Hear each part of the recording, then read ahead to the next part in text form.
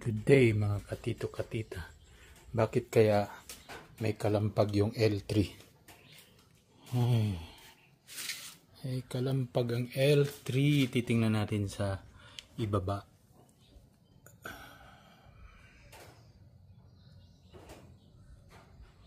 Yun, laki ng plate. Upper arm. Delikado na, no? Delikado yan, Hindi pa bali. Hindi pa naman, sir. Sige, papalitan mo na lang muna. Wala. Tira na talaga. Parang hindi pa yan napalitan. Ayan, natanggal na. Napalitan na rin ang pang-ilalim ng L300. Ayan.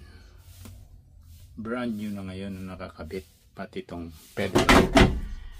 Gas pedal niya.